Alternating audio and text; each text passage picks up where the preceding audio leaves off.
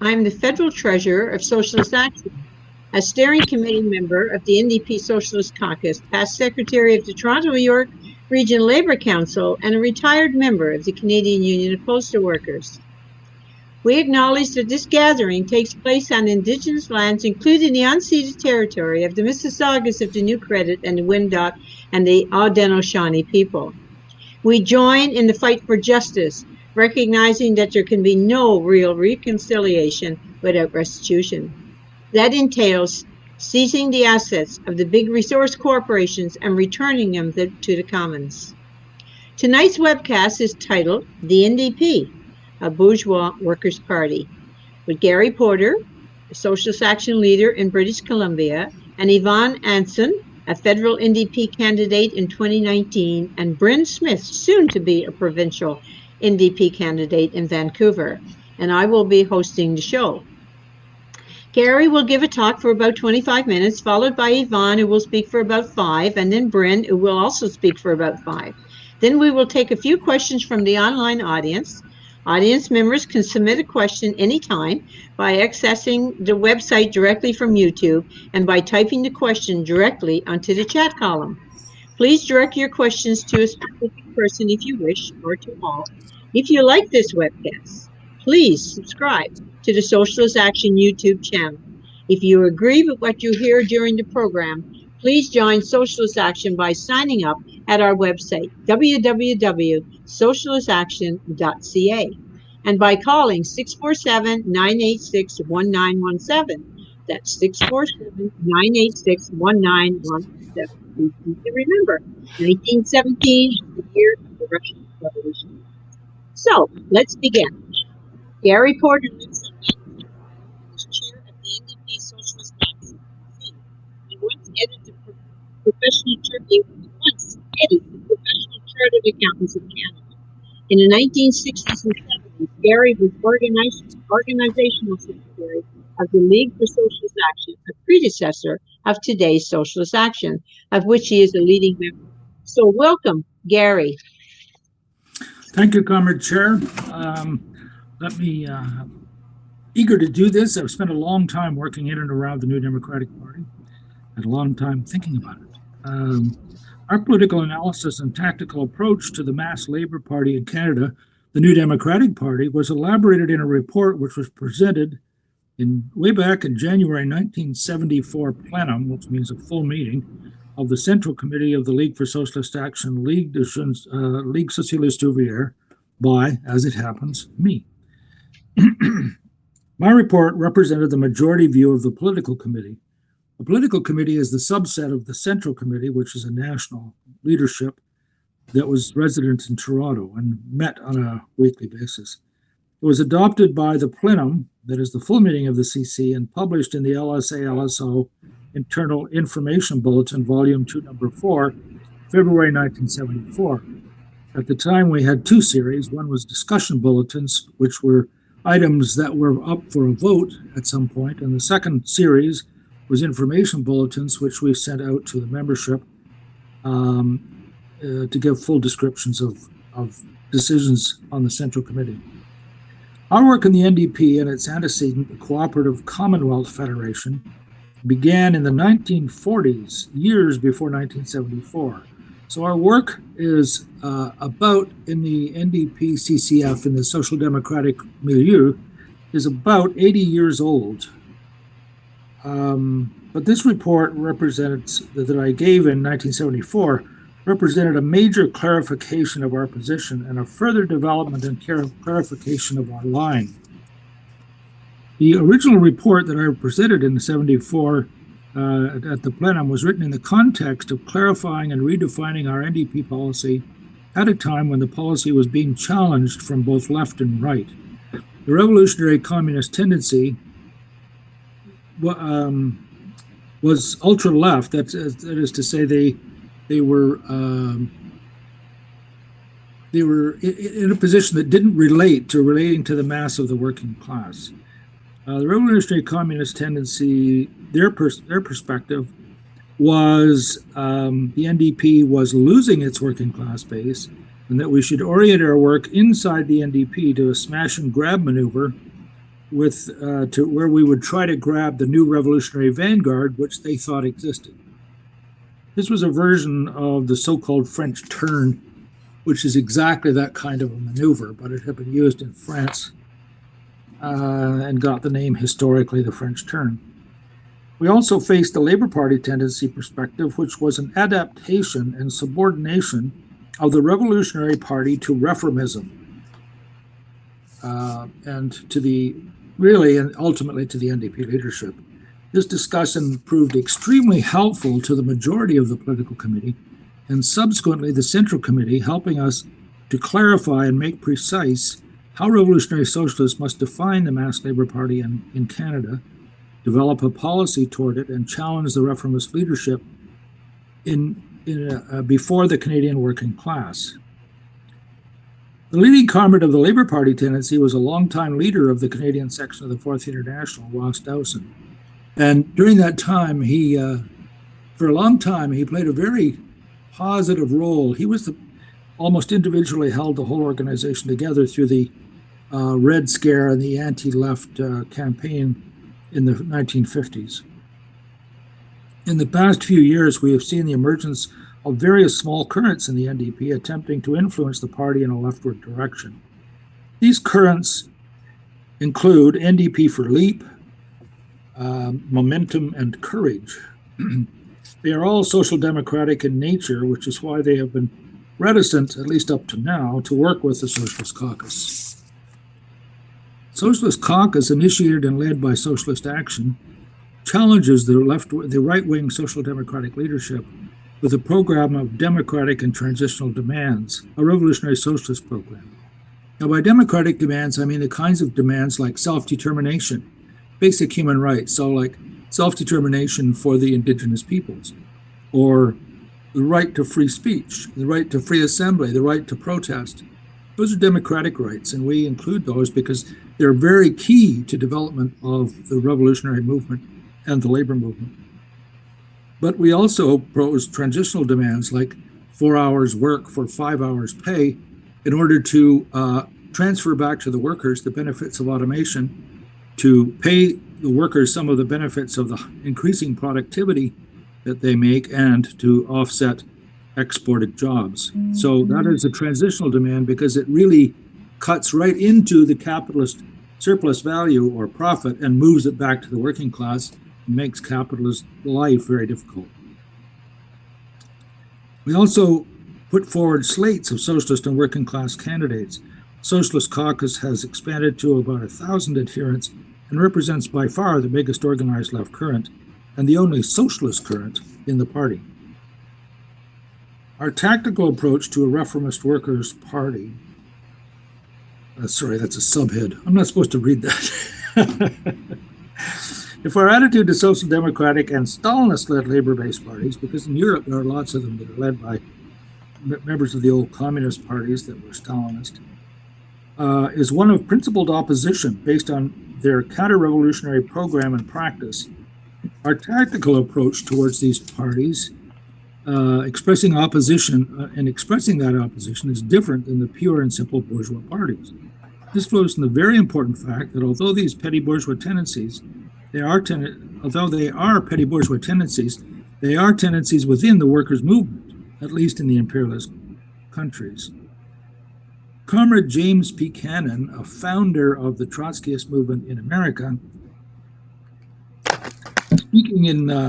speaking of parties like the Labour Party in Britain, which is similar to the NDP in Canada, said, "But the composition," and this is a quote, "but the composition of such parties gives them a certain distinctive character, which enables and even requires us to make a different tactical approach to them, if they are composed of workers, and even more if they're based on the trade unions and subject to their control. We offer to make a united front with them for concrete struggle against the capitalists, or even to join them under certain circumstances." Well, of course, offering to make a united front between the NDP and Socialist Action is not conceivable. I mean, we're way too small for them to take that seriously. But the aim of So to work within them in order to promote our class against class program. Cannon goes on to define what our approach would be if such a party developed in the United States. We would oppose such a bourgeois workers' party, hence the title of my talk, as ruthlessly as any other bourgeois party, but our tactical approach should be different. We would most likely join such a party if we had strength in the unions they couldn't keep us out. Under certain conditions, we would give its candidates critical support in the elections. But critical support of a reformist Labour Party must be correctly understood. It does not mean reconciliation with reformism. Critical support means opposition. It does not mean support with criticism in quotation marks. It means criticism with support in quotation marks. We never cease our public criticism of their leadership and program. We never cease to counterpose our program to theirs. Only under strict conditions and for very short terms do we ever give up our own public organization. Normally, we oppose our party in public as well, as we do in Canada. But the fundamental fact that these are parties of the workers' movement is the necessary precondition even to lend critical support to these parties and their candidates. And even then, critical support is a tactic. Our basic attitude is one of opposition. The NDP is an obstacle, and this is simply a better way for us to try to remove it. We do not call NDP, or why do we call NDP governments bourgeois? They are administering sectors of the bourgeois state. They work within the framework of bourgeois power incorporated in that state. They accept the authority of the bourgeois constitution and courts and legal structure and governmental bureaucracy and its repressive apparatus. They accept the financial limitations imposed on these governments by the ruling class. They accept the ruling class's rules for the parliamentary game. These governments come into office with the consent of the bourgeoisie and act as instruments of bourgeois rule. They defend bourgeois profit system and capitalist property relations. Do we believe NDP leadership can be won over to socialism, or that the NDP can ever lead a socialist transformation in Canada? Absolutely not. Not now, not ever. That's why we're building an independent revolutionary socialist party based on Leninist organizational principles of committed members who devote as much of their lives and substance as they can in order to build a professional leadership. No other type of organization can succeed. Everything we do, including our NDP policy, is subordinated to building the Revolutionary Party. The class character of these governments is bourgeois. We project the need for a workers' and farmers' government, one which is independent of the bourgeoisie, independent of its state apparatus, and which can take far-reaching measures against capitalist property, leading to the overthrow of capitalist property relations. The bourgeois governments have a special weakness which permit these bourgeois governments, that is to say the Labour Party bourgeois governments, have a special weakness which permits us to adopt a special tactical approach to them.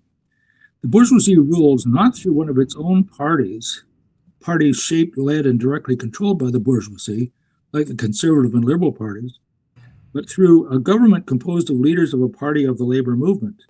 NDP ministers are subject to the pressures of the rank and file of the party, which they lead, and which thrust them into office. And certainly at different points in NDP history where the membership has been much more political and much more active, they have seriously felt that rank and file pressure. The NDP does not accept corporate donations in BC. I don't know about other provinces. They enacted a law that maximum annual personal donations to a political party be $1,200 a year, cutting out large corporate donations. Mind you, also union donations, but the large corporate donations were many times larger than the union. Contradiction between leadership and the rank and file of the NDP becomes more acute when they are in government because the leadership is now administering the state of the class enemy. Of course, an NDP government struggles mightily, and up to now with some success, to be free of party influence. They argue they have to govern in the interests of all the people, not just the party. Of course, the workers and oppressed in the party accurately reflect all the people. The only sector of society not reflected in the party is the capitalist class the generals, and the civil service mandarins. What is really going on is the NDP ministers are struggling to be free to represent those very interests. The oil interests in Alberta, as Notley's government did, and the self-same interests as Horgan's government is doing with the Site C and LNG Canada projects. Our tactical approach focuses on the big contradiction in the NDP, its labor base. We seek, it's the clay foot of the, as far as the social democratic leadership thinks of it, and the essential diamond stone that makes the NDP valuable to us. We seek to rally the ranks of the NDP and the labor movement against the pro-capitalist policies of the NDP government. Of course, the bureaucracy and the labor movement supports the NDP leadership. They have very similar views and very similar interests. The approach described in the 1973 political resolution stated this as follows. Where the NDP is in office, we must seek to mobilize broad campaigns and actions encompassing rank and file forces of the party and the trade unions against the NDP cabinet. Initial steps would include campaigns for the new government to implement the most radical aspects of the NDP program, which usually comprise some far-reaching demands adopted by rank and file in convention. Provincial NDP governments could be pressured by mass actions to use their wide constitutional powers to carry out far-reaching social innovations and reforms. Demands to this effect can serve to polarize the ranks of the party in opposition to the reformist misleadership of the NDP cabinet, and thereby present important opportunities to the socialist wing to intervene around class struggle programs. We've tried to do that in BC. We've tried to advance anti-LNG resolutions, anti-Site C resolutions supporting the actual holding of a federal convention when they just decided to cancel it for lack of money and so on. So we really do try to mobilize against these policies, but our size kind of limits the amount that we can do. But we are trying to implement that policy. Our policy is different for those of the other left social democratic groups around the NDP.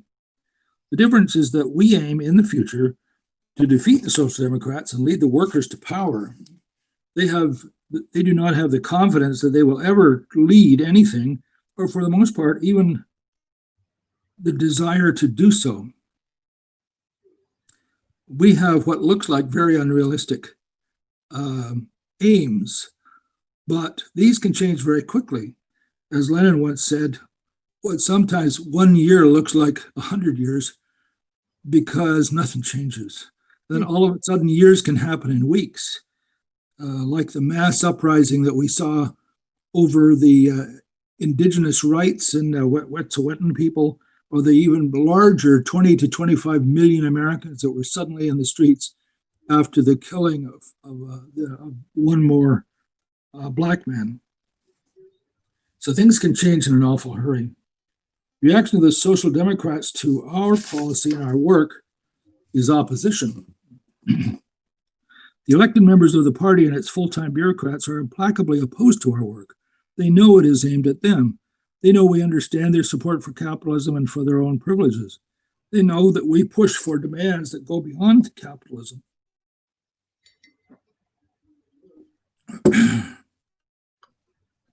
And point towards its overthrow, and we oppose the imperialist nature of Canadian capitalism tooth and nail. We have structured the party in large measure in opposition to a takeover by rank and file led by people like us. And I'm going to skip some notes here because I think Yvonne is going to talk a little bit about some of the ways in which they manage the party in an autocratic way against the interests of the rank and file.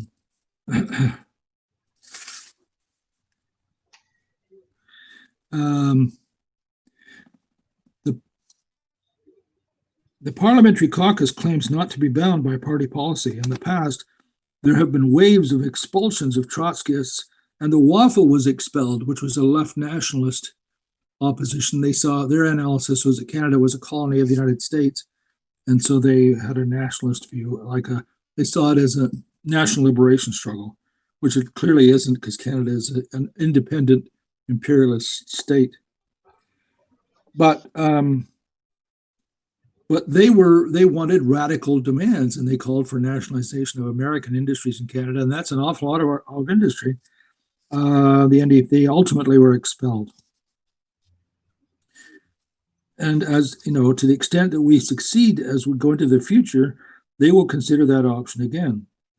When they do that, as they have in the past, we organize energetic defense campaigns in the right of socialists to be in the Labour Party, and the anti-democratic nature of the leadership becomes a clear fight between their class treachery and our principled working class program. So in summary, our NDP policy is based on the continuing fact that the party is a Labour-based mass party in English Canada. We understand the development of a mass independent Labour Party is a major advance for the working class. You just have to compare it to the United States, where all you have is the Democrats left of the horrifically right-wing Republicans. And the Democrats a very important lesson will occur if Joe Biden wins. He will change very little about what Trump has done, because the Democrats come in to rescue you from the right wing, but the right wing makes the assaults on workers' rights and the living standards of the people, and then the Democrats usually come in and stop it for a while, and you think you're okay because the beating has stopped temporarily, although the things that were taken from you are never returned. But the social democratic class trader leadership and bourgeois program are major obstacles to overcome. So we go right into the party, advance our program, because we're oriented to the working class. Our whole attitude to the NDP starts with our orientation to the working class and going to where the workers are, at least the most political workers. Workers who support Liberals and Tories are not very political. So we try to go where the best, most politically conscious workers are and struggle for our policy right there. In this election of BC, it's hard for some to defend the NDP because so many radicals young radicals look at the Green Party or the BC Eco-Socialist Party, which is a new political party, very small, but has some attraction because it describes itself as greener than the Green Party and redder than the NDP.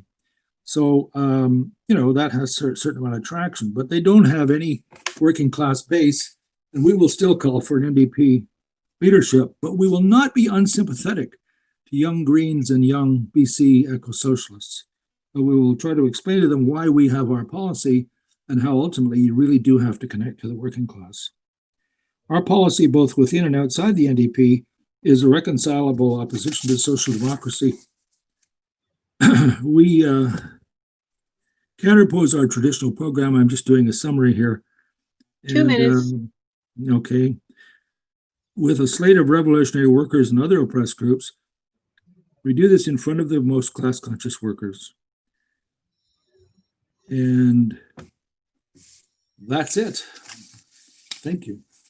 Oh, okay. Thank you, Gary. Okay, so next we will hear from Yvonne Hansen. She is a public service worker in BC, an NDP federal candidate in Vancouver, Granville in the October 2019 election, and a leading member of Socialist Action. Welcome, Yvonne. Hi, everyone. So I guess I will just jump right in. So I had a discussion recently about how best to make radical political changes happen. Do you cannibalize an existing party infrastructure by getting radicals elected, both internally and externally? Or do you start a new party entirely and work the way up the public popularity ladder from the start? There's issues with both, and I think kind of the crux of what I'm going to be saying is that we should be doing both. Activists, such as myself, often try to work from within an existing party, namely the NDP. Bren, I think he's up next, will also be saying the same kind of thing. There's a bit of a feedback loop, unfortunately, that makes this really difficult. The upper executive essentially decides policy by prioritizing which policies are voted on during convention, and anyone who has been to convention will likely agree. Policy, in a way, determines the membership, and the membership determines the upper executive through voting. So the whole thing, on the face of it, appears democratic because everybody's voting on everything. But once you're inside, it's really easy to see why it's not. The internal party is structured, whether intentionally or by a process of slow evolution, in a way that reinforces the status quo and evades situations which would find members directly voting on anything that might be deemed particularly bold or controversial. One of the more infamous examples of this was the motion on Palestine in 2018, which was prevented from hitting the floor in the convention despite having widespread support from the party's grassroots base.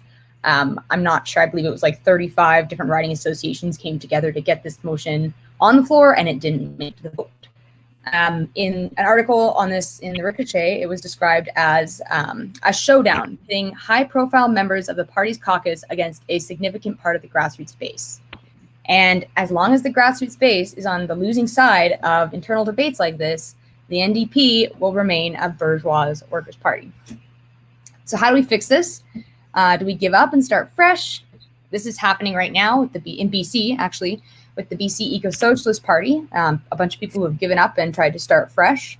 A high-profile member of the Green Party was actually just ousted for speaking out in favor of the Eco-Socialist Party, an indication that this kind of internal party unilateralism is not endemic to the NDP, not at all. Do we grow the grassroots membership within the NDP? Well, that's a hard sell when many young people, climate activists, for example, are dropping off under the impression that the green capitalism offered by the Green Party or the promise by smaller parties like the Eco-Socialists would do a better job of safeguarding the future than the cozy working class capitalism offered by the NDP. Do we infiltrate the upper echelons of the party and work from within to ensure that radical motions actually make it to the floor so that members actually have a chance to vote on them? I say we do all of the above.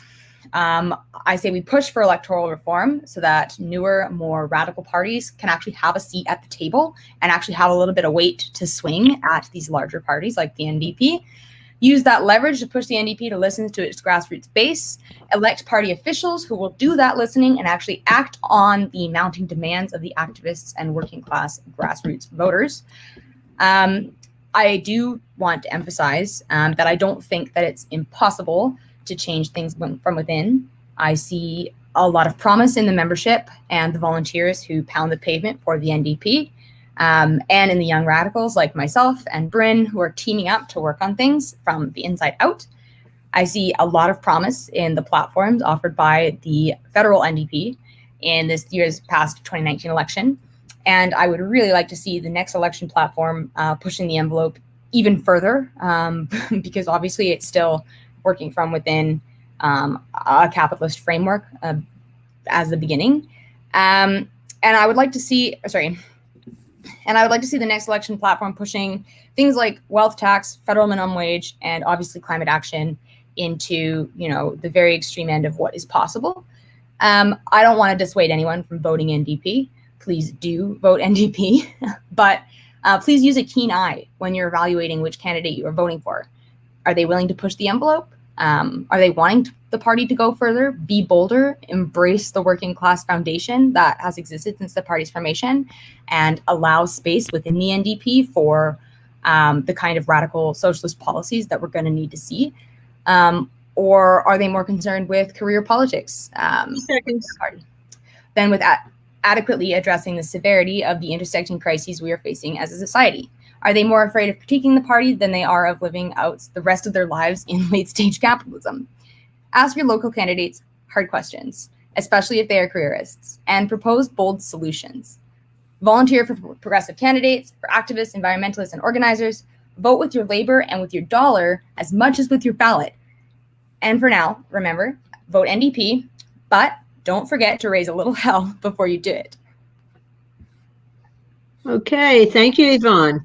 So next is Bren Smith. He is a young worker and a spokesperson in BC for ACORN, the tenants' rights organization. He is a member of the Socialist Caucus, and he's seeking the NDP nomination in Surrey, BC. So welcome, Bren. Thank you so much for having me. I really appreciate it. Yvonne went over a great deal of some of the things I would have talked about. So thank you, Yvonne. And thank you, Gary, for a very informative talk. I'd like to talk perhaps a little bit more about the utility of the NDP in certain struggles. So we talk about how we need to critically support the NDP in spite of our criticisms of it. But there's also a lot of potential there that I believe can be tapped. So, for instance, a great deal of the organizing to come is going to come from sectors that have not been unionized. A great deal of the work in the future of work is going to be contractors. It's going to be more gig economy work, such as Uber or Lyft. It's going to be warehouses. So I think one example that we could potentially draw from or take a look at in comparison, right, might be something along the lines of the Bernie Sanders movement in the United States. Now, I have plenty of criticisms of that movement, but I think what it showcased is that it can be very powerful to have a national platform to put the screws to these problems, so to speak. And the NDP has a very large platform that it could be using to support a whole host of issues, particularly around the need for strong unions, higher minimum wages, 4 days work for 5 days pay, sharing the productivity gains of workers and making up for job exports. The NDP has a lot of weight because of its national platform. And as a result, I think that while it's perfectly appropriate to ask the question, do I belong in this party? I see a lot of young radicals like myself and like Yvonne, who, as Yvonne and Gary have so eloquently described, have started to give up on the party, have started to shift away from it, have started to say, well, maybe the Greens are more my speed, or maybe the BC Eco-Socialists. I think that foundationally what it comes down to is that the NDP still has that core union support. It still has that core working class base. And I think a lot of young radicals find that to be a little bit unfashionable, especially now after so much has been made of the white working class that supported Donald Trump, so much of the association of the concept of the working class with racism, etc. But as we know, the working class is largely non-white. As we know, the working class is largely progressive. The working class is largely made up of people of color, of Black people, of Indigenous people. So for us, we have a great deal of work to do to bring the NDP to where it needs to be.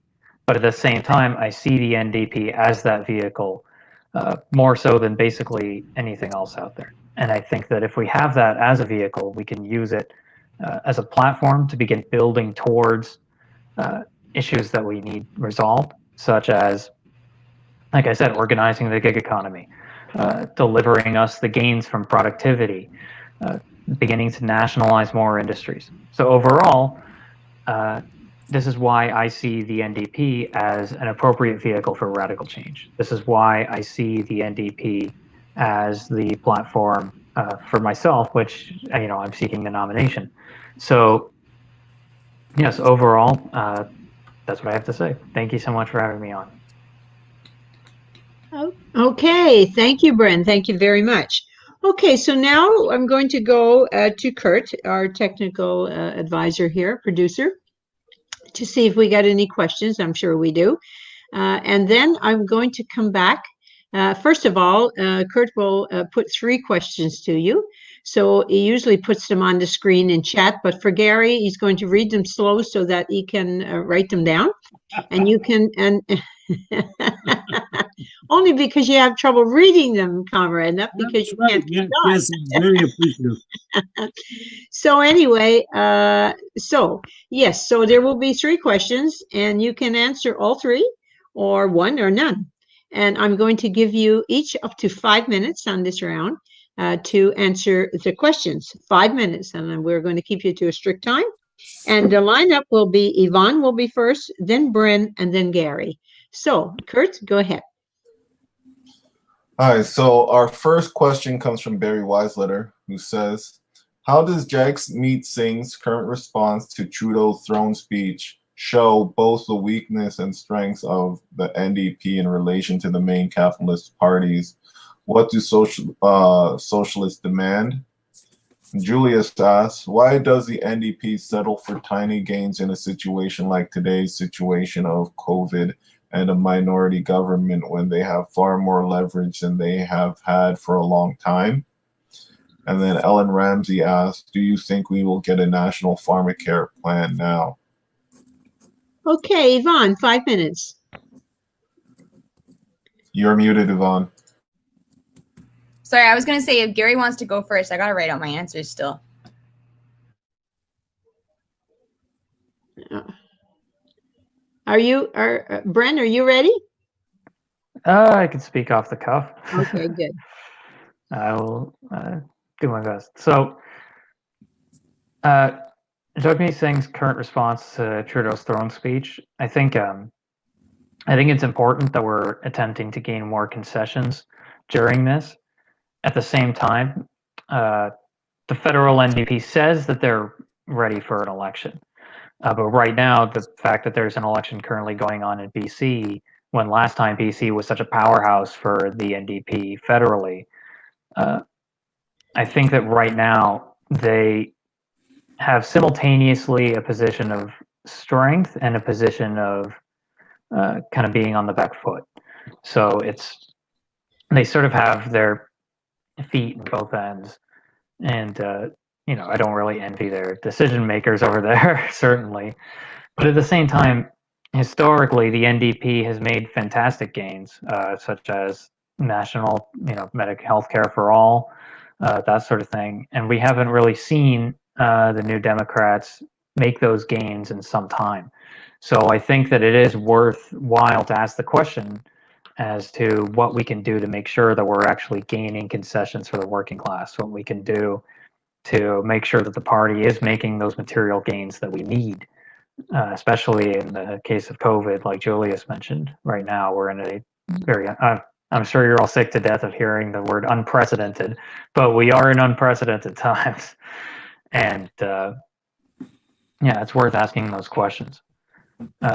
Do I think we'll get a national pharmacare plan? No. I mean, Trudeau says that we're going to have one. At the same time, the BC Liberals and the BC Liberals, but particularly the federal Liberals, have made all sorts of promises, including key election platforms, like say in 2015, when they immediately went back on their word on electoral reform. So I wouldn't necessarily trust it until I see a bill in the legislature that has the support of the Liberals. I would hesitate to say, particularly in light of all of the scandals that they've had recently, and even not so recently, I would hesitate to say that they're fully committed to a national pharmacare plan. They say as much, but then at the end of the day, it's the federal Liberals we're talking about. They oftentimes will go back on their word on these sorts of issues. So unless we have a full committed plan in writing that's introduced into the legislature, I would hesitate to say that we're for sure getting a national pharmacare plan. Thank you, Bren. Yvonne? Yeah, so I'll keep it brief, but I'm going to answer the last question first. So Ellen Ramsey says, do you think we'll get a national pharmacare plan now? And I want to say my short answer is no. I think we're actually going to have a federal election first. And I would love to see the small gains that Julius's question addresses put the NDP in a better position, because we've made some amazing impacts on Canada's COVID-19 response. The NDP has made some amazing impacts on Canada's COVID-19 response. And I would really love to see the voters recognizing that and rewarding the NDP with a bigger footprint in the House of Commons, essentially. And I'd love to see that on the other side of the next election. I think we're going to have a federal election, if not this year, then early next year. But I think it's going to be pretty darn soon, unfortunately, because I know none of us want one, but that's what we're going to get. And hopefully at that point, we'll get to see some of those small gains getting kind of augmented into larger promises and kind of larger larger attempts at policy. Yeah. And I think in answer to Julius's question, I think the NDP seriously underestimates the power and passion of its voters. I think that's remarkably apparent at a lot of the conventions and just the things that get voted to the floor, like I'll get into provincial stuff later, but I think essentially it's underestimating its own power and our power. Thank you, Yvonne. Gary, 5 minutes. I agree with that last statement by Yvonne very much. I think that the NDP fears its membership's power. It does a mobilized membership who sees that it can actually win gains by its own independent mass power is a dangerous membership and can quickly move in a direction that is anti-capitalist. So to a certain extent, this leadership is they're very sophisticated. They're more sophisticated than they appear to be. They've gone through a lot of experience. They know they support capitalism. Social democrats around the world have stopped socialist revolutions by killing their leaders and stuff like that. I mean, the social democrats are very conscious. So now, on the other hand, I think the NDP leadership has had a big impact on the COVID response. Trudeau wanted to pay $1,200 a month, and the NDP forced him to pay $2,000 a month. It was the NDP that raised the $300 to all the people who get OAS. It was the NDP that raised the money to going to students. Just recently, the NDP in the throne speech announced $400 a week to go to workers through both unemployment insurance and a subsidiary program for those not qualifying for unemployment insurance. They tabled legislation today, which the newspaper said the NDP forced them to raise that to $500. So because they were cutting the workers' pay, although they were saying that this was no time for, neoliberal policies, they were implementing a cut in pay for the workers. The $2,000 a month is the poverty. $24,000 a year is the low income cutoff definition of the poverty line. And the Liberal government, for all its talk, was going to cut what workers were getting below the poverty line. And Jagmeet Singh at least insisted that he actually managed to increase the pay a bit. So, because they were cutting at $300 and he's increased it by $100 or so dollars. So they have been having some positive effects. Of course, the big problem with the pandemic is 40 years of not supporting the hospitals, not supporting the colleges to produce enough doctors. We have a shortage of doctors. We have a shortage of hospitals and emergency care. And that's what you get when you have 40 years of neoliberalism, both the universities and the hospitals. So, there's a lot of misery here for everybody. There's double-digit unemployment, and people just don't get that. That is a lot of misery and a lot of homes and a lot of anxiety and worry about how we're going to feed our kids and that sort of thing.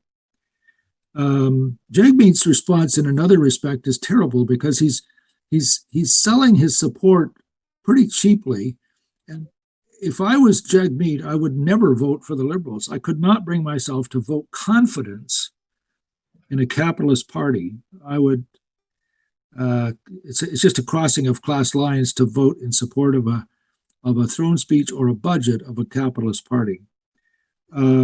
So I guess I'd be causing an election right now. Of course, I'd be advocating a very radical and socialist program, something that would attract all those Green supporters to the NDP and all those young workers back to the NDP. And I agree very much with Bren's notion that it will be the Ubers and Lyfts and the massive warehouses of Amazon and all that kind of gig work and piecework that will form a new layer of unionization at some point and will challenge the leadership of the labor unions. 30 seconds. Hopefully the leadership of the NDP.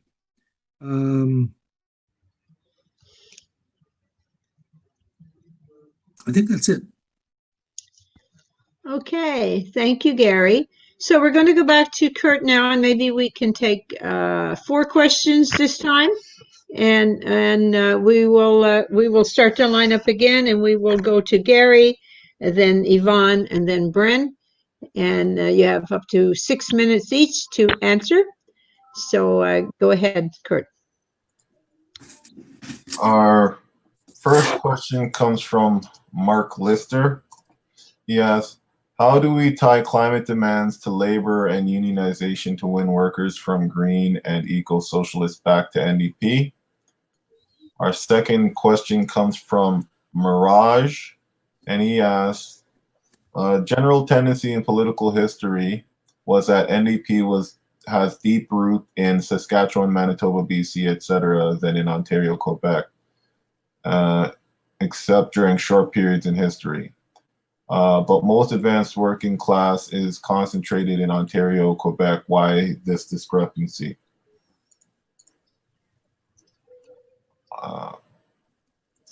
Our next question comes from Roy Jones. Just give me a moment to edit this so that you can better read it in the chat. Our next one comes from Roy Jones, who said, should we not as communists demand that third-party employers pay their workers double the minimum wage? And then our last question comes from Tynan. He asks, also, is it possible to understand the class character of the NDP and other parties without looking at their relation to the strongest labor movement in the country, the movement in Quebec? Okay, thank you, Kurt. So remember, you each have up to 6 minutes to answer. You can answer one or all. Don't feel you have to answer all if you don't want to. And the lineup is Gary, Yvonne, and Bren. Gary. Okay. How do we get people back from the Greens? I think the way you get people back to the Greens is by convincing them of the perspective that the NDP is so far ahead of any other party that, like right now, for example, the support for the Greens is about 4%, and the support for the NDP is 17, 18%. So, the second thing is that it's got a labor base, and the Greens don't. I think we have to tackle this problem that Bren raised earlier, which is, the unfashionable nature of the white racist, the racist components of a white working class, and explain what the working class really is. The working class, the new working class, is people like Yvonne and Bren and other members of Socialist Action here. It's a very working class branch, but it's it's transforming as it gets younger. Like to say to people in the Green Party, we are workers. You are looking at the working class when you look at us. And then the other thing to point out is that you have to orient to the working class because it's the only class that has the power, the leverage to actually upset capitalist society. Professors and preachers can't do it. So you've got to deal with the working class.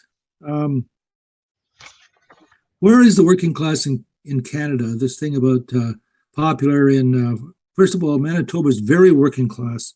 The city of Winnipeg and other cities in Manitoba have had major works. It was major rail works and repairing locomotives and all kinds of things, and all kinds of other things all kinds of other industrial projects that have gone on in Manitoba.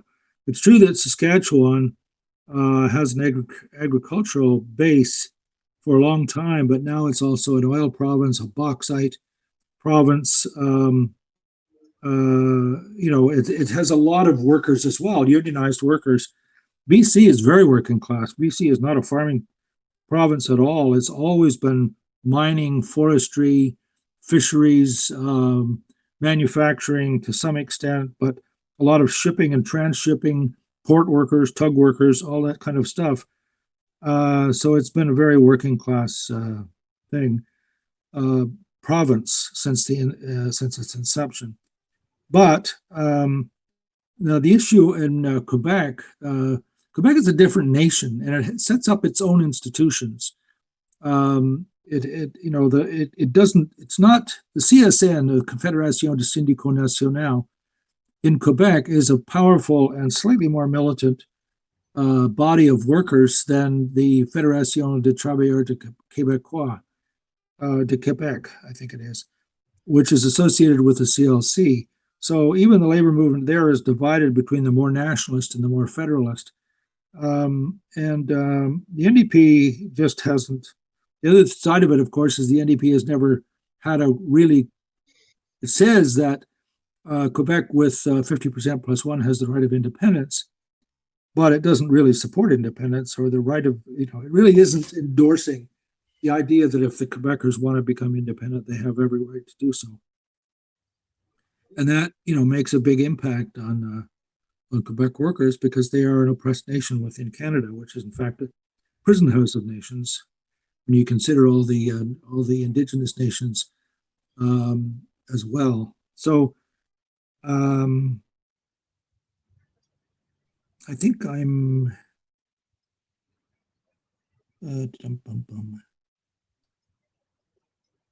Oh, there was one question I didn't understand. What is a third-party employer? I'm not sure what the questioner meant. I do not know either, but that's how they issued it. I guess it would be private employers. I would translate it to that. Well, minimum wage should be high enough. Really, the minimum wage should be high enough that a working class family can make a decent living off it. And so it's nowhere near high enough. And I think the real fight is to make the minimum wage a really livable wage. Here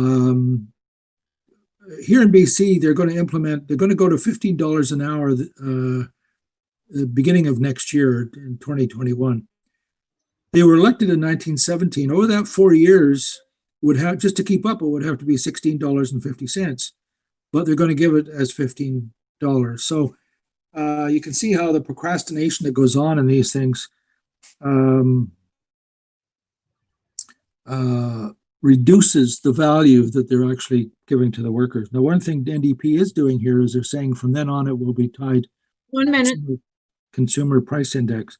And on national pharmacare, I don't expect to see national pharmacare in this term. All that Trudeau promised was that he'd work with other provinces to work out a formulary. Now, a formulary is a list of drugs that you're willing to pay for if, as, and when you ever have pharmacare. It is an important step, but there's no money involved. So I think he's telling us he's not doing pharmacare in this term. Okay, thank you, Gary. Yvonne? Before Yvonne starts, I'd like to answer the question that Gary posed to me in regards to third-party employers. Roy Jones said that means temp agencies. Oh, great. Yeah, in that case, I agree with him. Okay, Yvonne? Yeah, so my favorite question was actually the first one, which is how do we tie climate demands to labor and unionization to win workers back from Greens and Eco-Socialists? That's a great question. And there's some really great things kind of going on in the labor movement right now that I think the NDP and just socialists in general would do really well to be supporting. Particularly, I'm thinking about the Postal Workers Union. They've got this plan called Delivering Community Power that ties the post offices in with the kind of need to retrofit buildings and increase electric vehicles, things like that. So, with a certain amount of money from the federal government, they want to electrify every post office. They want to have chargers. They want to electrify the postal fleet. They want to have postal banking to take some power out of the hands of bankers. They basically want to make, post more relevant and more sustainable, which I think is amazing. And that's completely union led. Another thing would be, and this is sort of on the union side, but it's definitely something that I think the government can help with through policy and that we can support as activists is, workers have a right to a clean environment, and that kind of language can be incorporated in collective agreements.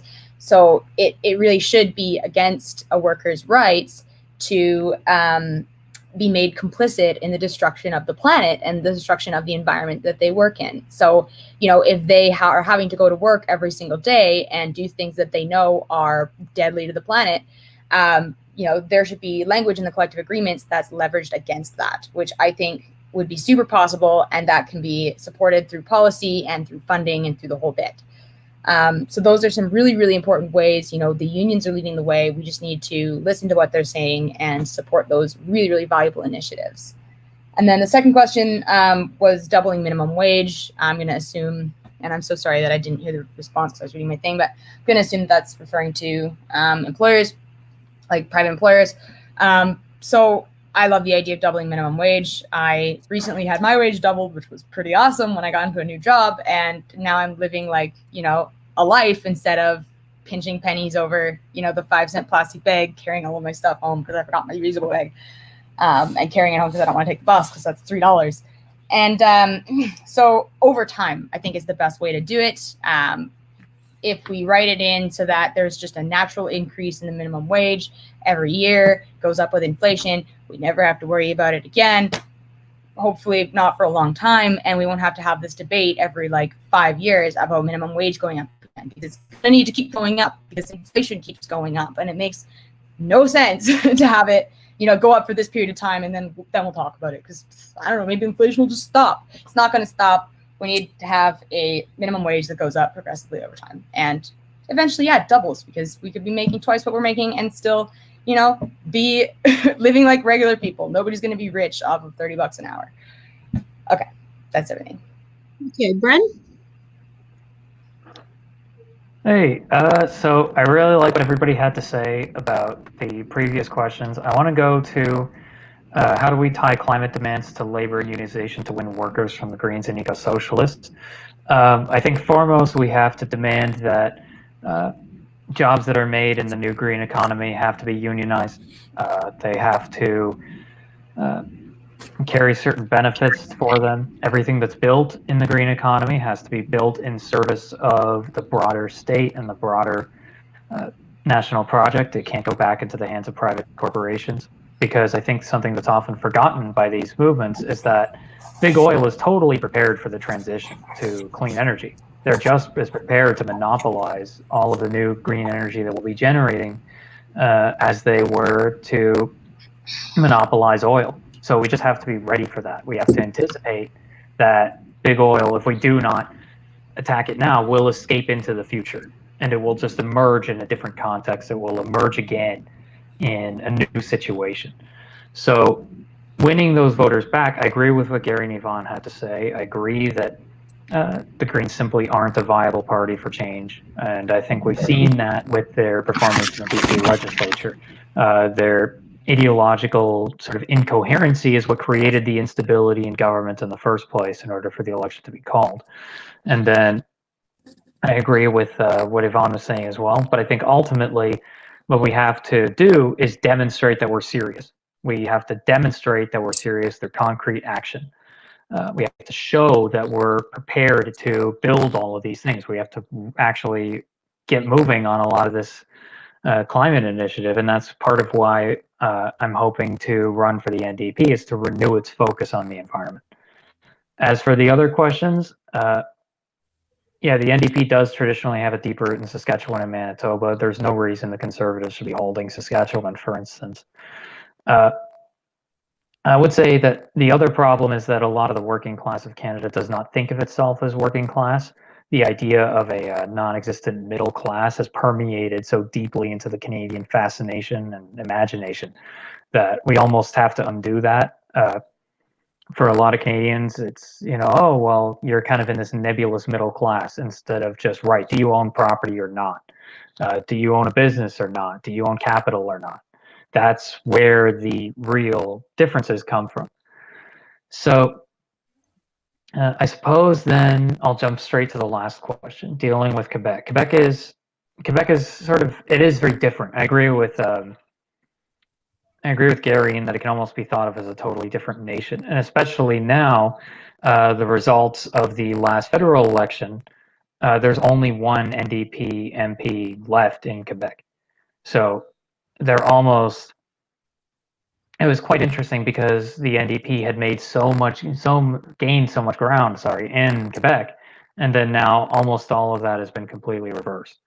So it's an interesting question. It's not one that I feel I have enough history to answer. I just wanted to make that brief point. Okay, thank you. Thank you, Bren. Okay, so we're going to go back to the producer. We're going to have one more round of 3 questions, and I will give each one up to 5 minutes to answer. And the lineup will be Gary, Bren, and Yvonne. So go ahead, Kurt. All right, so our first question comes from Mirage again, and he asks, based on long years of experience, what advice you give to us to improve our influence within NDP wherever we are already in, and to broaden our presence to localities where we are yet to start work in the NDP? Our second question comes from Julius. The labor bureaucracy is rotten to the core, both in labor-based NDP and labor unions. Neither has made any effort to build or engage in emerging mass movements. Is it possible to win socialism without engaging them and working outside the mass workers' movements?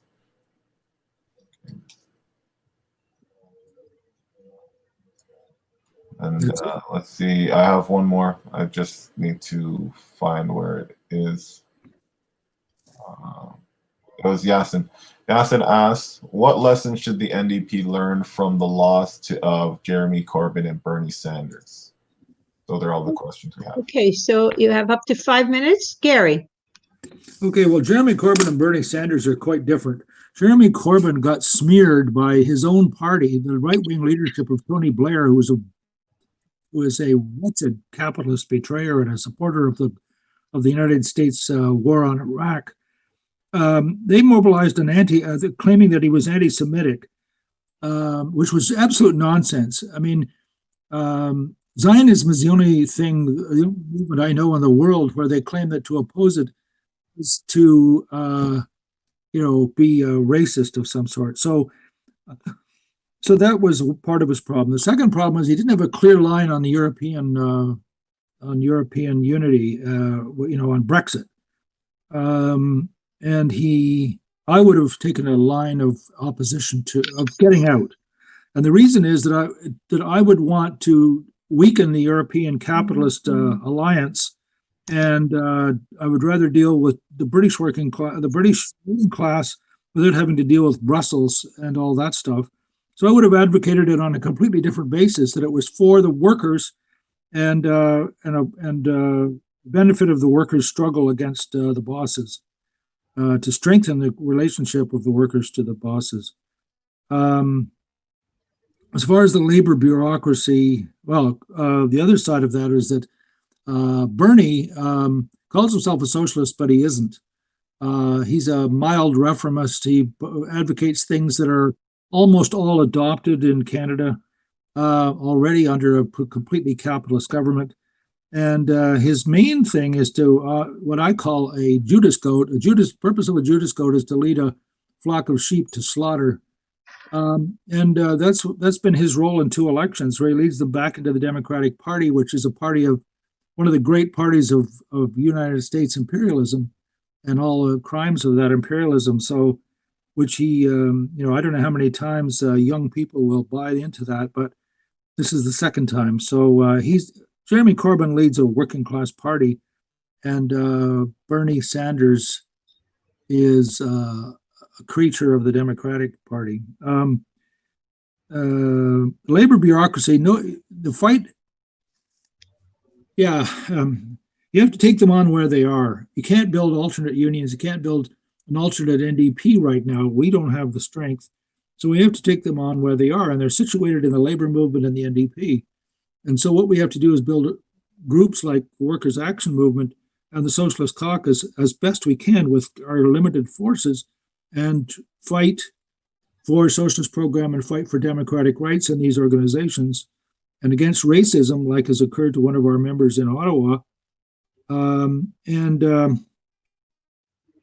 There's no substitute for the slow, hard work of fighting that bureaucracy until the working class begins to move. See, people have a hard time understanding the relationship between the working class and the bourgeois class until labor actually starts to shudder and move. And then when it does, it suddenly becomes very visible and becomes obviously the most powerful force in the country. But that and I've seen it in my life. Most people haven't. I saw the teachers in Ontario in 1973. The government was going to ban their right to strike. So 105,000 teachers went on strike, and they had a rally of 30,000 teachers in overfilling Maple Leaf Gardens out onto Carleton, and then marching over to Queen's Park. And this transformed them. They thought they were professionals, but then immediately they became unionists and became workers in their own consciousness. And the anti-strike bill disappeared, never to be heard of again. So this was, the pictures in the papers were amazing. And we led that. People who were members of the League for Socialist Action at the time led that. And that's how quickly you can suddenly become leaders of a major working class action just by being pro-union, pro-worker, and our leaders got thrust forward, and we actually coordinated that whole action. There's pictures of people speaking there who are members of League for Socialist Action, and right behind they're teachers, and right behind that was me. I was a paid organizer for League for Socialist Action, the paid outside agitator. But I was on the platform because they asked me to be there so they could talk to me during the action. And when it begins to happen, you can begin to see come alive. You begin to see come alive what we say about the power of the working class. Okay, thank you. So before we go to Bren, just in case he has to leave, I want to thank him now because I know he took the time out for this panel, even though he has to work tonight. So I'm hoping he can stay till the end, but just in case, Bren, thank you very much for joining us. So we will move to you now for your time, up to 5 minutes. Oh, no worries. Thank you so much. I do probably have to head out after this one, but I will stay for as long as I can. So thank you. It was great talking with everybody. So I guess before I go, I'll answer a few of these. I don't have long years of experience, so I guess maybe I'll skip that one or just leave that one out for now. When it comes down to the labor bureaucracy, I've witnessed this kind of thing before. When I was in Ontario, working as one of the labor organizers for PSAC 610, we ran into all sorts of problems with the larger organization in Ontario at the time. There was a total lack of communication, serious issues as we moved into a strike vote phase. And it was clear that ultimately they did not want us to strike. They did not want us to press to make gains, even when we had the ability to, even when we had the placement to do so. We knew that we had them on the back foot, our university, because every time we did anything, they would immediately call us back to the table, like, okay, we can negotiate. Okay, we can negotiate. But none of these gains were codified. Instead, the Central Union insisted on, I'm not sure what sort of strategy you would call it. I suppose bludgeoning you with the official rules. We had to vote on every single proposal that Western gave, even if the local and the bargaining team did not endorse what the university was giving. We held something like 4 votes on issues that the local explicitly told the members do not vote yes. But as the provincial office, they insisted that we do so. So I've seen up close and personally what a disconnected labor organization can look like and feel like. At the same time, as much as the leadership in a lot of cases is abandoning their duty, I don't think that I agree with Gary in that we can't totally abandon these organizations because it's where the workers are. Like the NDP, we can't And just like for all the reasons that we discussed earlier about the Greens or the Eco-Socialists, who are maybe on paper, they're further to the left, but at the same time, they do not have that working class base. So as a result, I don't feel as though they can be used for real change. I don't feel as though they're what we should be building upon. So the last question, what lessons should the NDP learn from the loss of Jeremy Corbyn and Bernie Sanders? I agree with Gary. Jeremy Corbyn and Bernie Sanders are two very different politicians, and they led two very different movements. I would say that in the case of Jeremy Corbyn, he suffered not only from the smear campaign, he also suffered from treachery from within at a lot of levels. I don't know if all of you had the chance to see the WhatsApp messages that leaked back in April between organizers for the Labour Party who were openly discussing how they were undercutting and betraying Jeremy Corbyn by diverting funds from battleground ridings into safe ridings, as well as saddling him with a totally untenable position on Brexit. So in a way, the lesson is almost never compromise, because there are enemies to a progressive agenda just about everywhere, and you cannot compromise with them. They do not believe in the same things that you believe. So at the end of the day, all you can do is insulate yourself from them, cut them out, and simply, do the best you can with that. So thank you so much again for having me. I do have to go as a member of the working class. I unfortunately have to work, but it was very much a pleasure being here. It was great discussing things with Gary and Yvonne. Thank you, Elizabeth, for hosting. Thank you, Kurt, for running things behind the scenes. And have a good night, everybody who came to join. I appreciate you all. Thank you.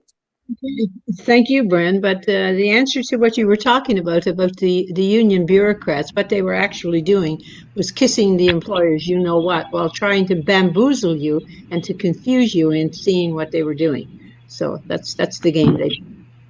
So anyway.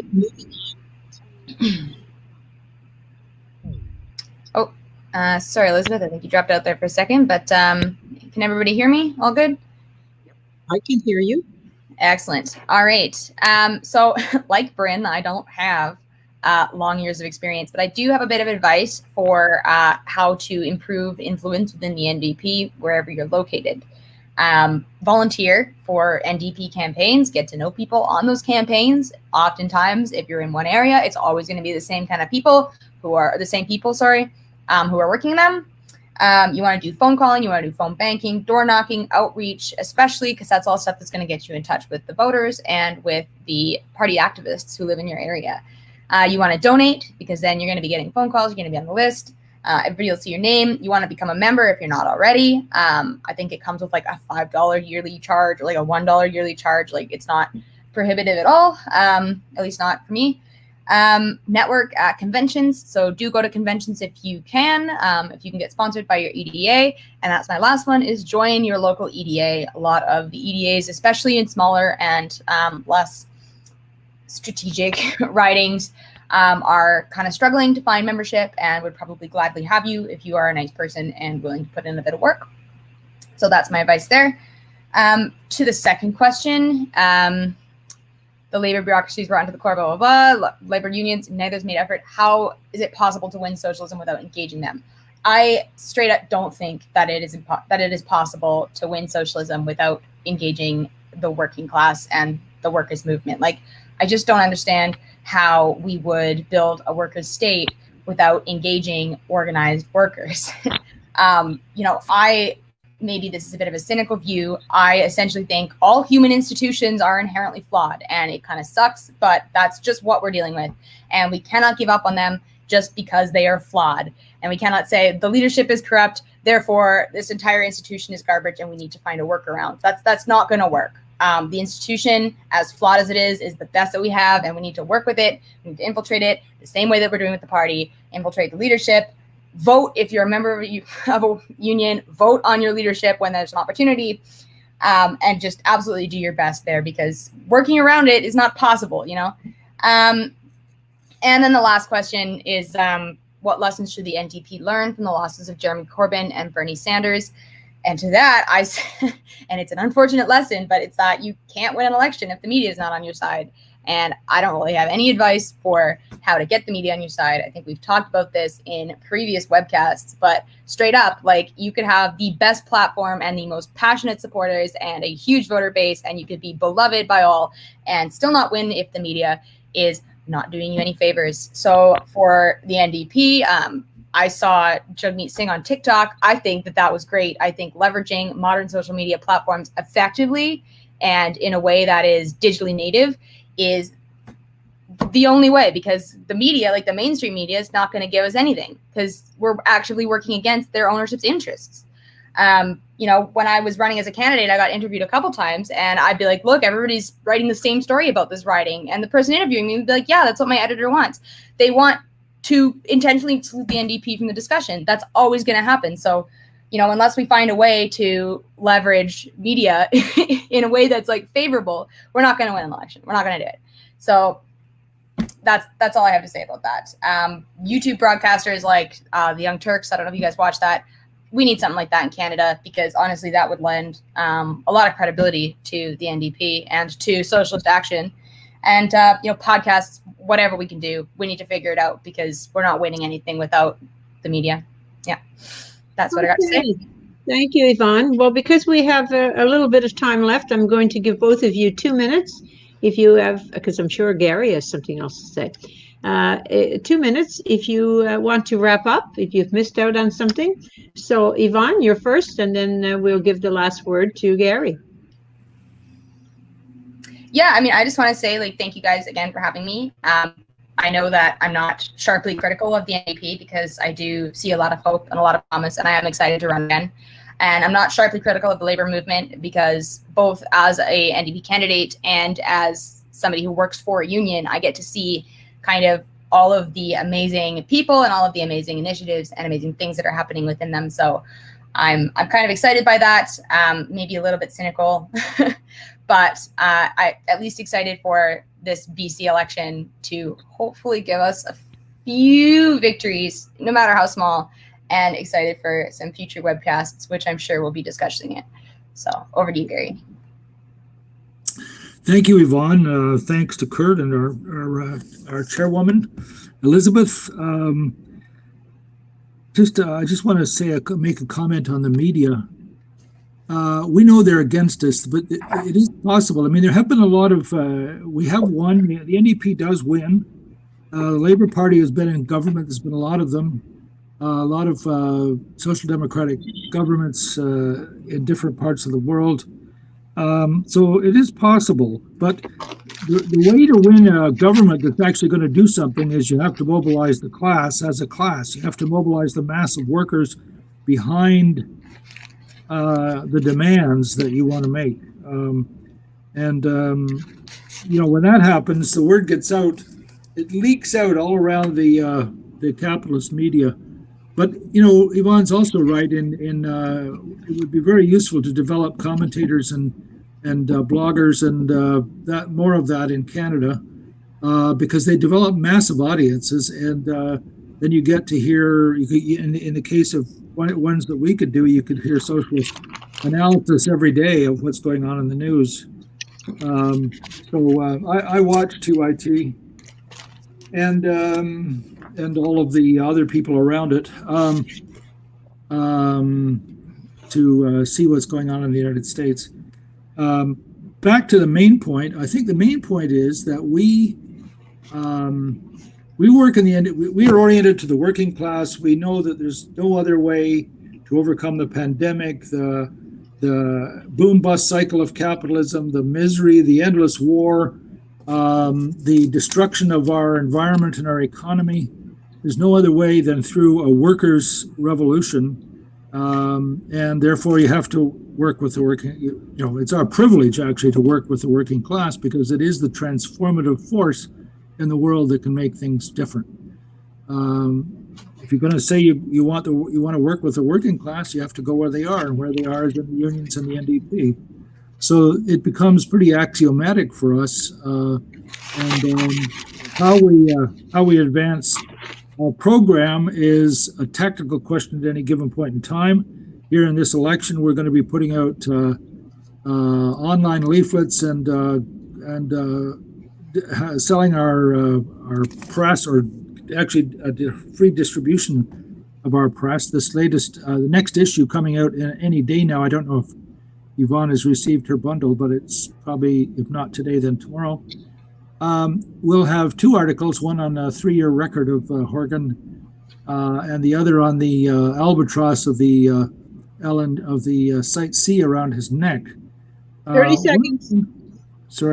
One of the things that I like to one of the things about winning the labor movement, or part of the labor movement, is pro-green. That is, QP and CUPW and others, and these are big, powerful unions, support a green program. But there's always the big ones that work in the oil industry, of course. Their leadership has convinced them that they can't support it because it'll mean their jobs. I think one of the things that we have to say to them is, you have to be involved in the decisions. The unions themselves need to be the leadership, or an important part of the leadership about that transition. You can't, it's true, I wouldn't trust my job to distant bureaucrats and capitalists. But I think what we have to say is that the unions themselves, who are directly involved in the petroleum industry, have to be directly involved and be able to exercise control over that process, so they can trust the process. That's it. Thank you. Thank you, Gary. Thank you. Okay, so thank you to all. Special thanks to Gary, Yvonne, and Bren, to our producer, Kurt Young in Mississauga, and everyone who participated in tonight's conversation. Thank you for all of your questions. Please consider buying a subscription to Socialist Action newspaper. It's only $25 for 1 year and it's delivered to your door. So fill out the form or just visit our website, which is www.socialistaction.ca. That's www.socialistaction.ca. And if you would like to talk to us, just, about joining us, write to us at socialistactioncanada@gmail.com, or just call us 647-9. So once again, if you like this show, please subscribe to the Socialist Action channel. The next SAO class is on Thursday, October 1st, 7 p.m., and it is titled "The War Measures Act, 50 Years Old." It features Marc Bonan, an anti-capitalist activist in Quebec Solidaire in Montreal, and John Riedel, who organized in 1970 against the repression as a leader of the Ligue Socialiste Ouvrière. For the details, just visit www.socialistaction.ca. So in the meantime and between time, please stay safe, stay healthy, and be active. Bye for now.